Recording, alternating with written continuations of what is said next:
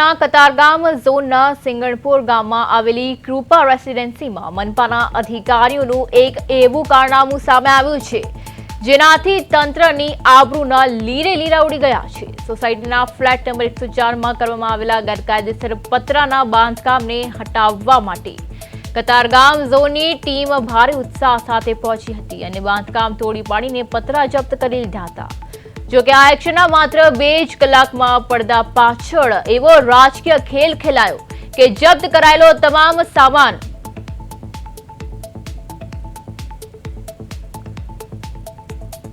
તે જ જગ્યાએ પાછો લાવીને ગોઠવી દેવામાં આવ્યો। તપાસ કરતા ખુલાસો થયો છે કે આ ફ્લેટ ભાજપના રાષ્ટ્રીય નેતા બાબુભાઈ જેબલિયાનો છે, જે તેમણે ભાડે આપેલો છે। રાષ્ટ્રીય નેતાનું નામ સામે આવતા જ સુરત મનપાના અધિકારીઓ ઘૂંટણીએ પડી ગયા હતા અને કાયદાના લીરે લીરા ઉડાવી જપ્ત કરેલા પતરા પરત કરી આવ્યા હતા। અધિકારીઓની આ શંકાસ્પદ અને યુટર્ન વાળી સમગ્ર કામગીરી ત્યાં લાગેલા સીસીટીવી કેમેરામાં કેદ થઈ ગઈ છે।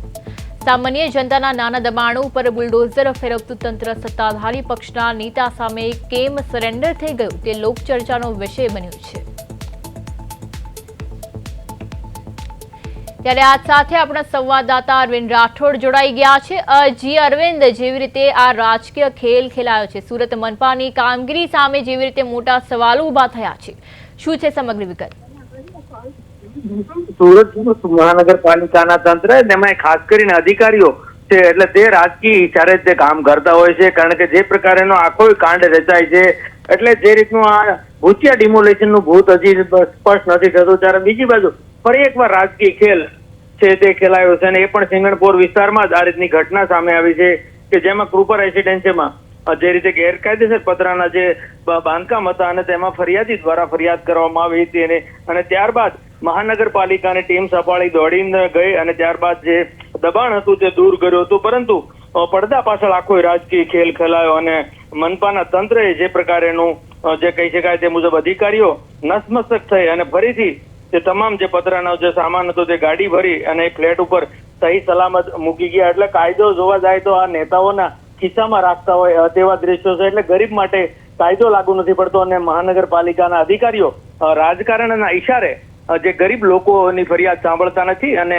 આ રીતની ઘટના છે તે ફરી એકવાર આ રીતે વિવાદમાં આવે છે। એટલે મહાનગરપાલિકાનો આખો ઘાણ દાજી ગયો હોય તેવા અધિકારીઓ છે તે કામ કરી રહ્યા છે। જી અરવિંદ, એટલે જેવી રીતે અધિકારીઓનો આ વિવાદિત ખેલ સામે આવ્યો છે, તો શું નેતાના દબાણ સામે તંત્ર ઝૂકી ગયું છે?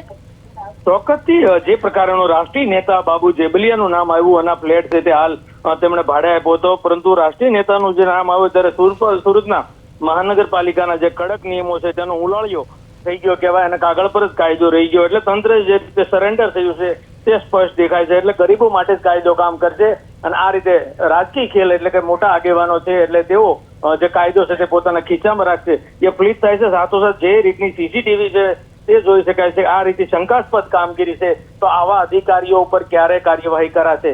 સૌથી મોટા સવાલ એ જ વળગે છે। ભૂતિયા ડિમોલેશનનો હજુ આટલા દિવસ બાદ કઈ ઠેકાણું નથી પડ્યું, કોણે કર્યું ડિમોલેશન તે સત્તાવાર જાહેર ફરી એકવાર આ બીજો કાંડ આવ્યો છે। એટલે ચોક્કસથી મહાનગરપાલિકાના અધિકારીઓ જે રાજકીય નેતાના ઈશારે જ કામ કરે છે, એટલે તેને નિયમ કે નિયમો છે તેને કોઈ કાયદા સાથે લેના દેના ન હોય તેવા દ્રશ્યો ચોક્કસ કહી શકાય। જી અરવિંદ, સમગ્ર માહિતી બદલ આપનો આભાર।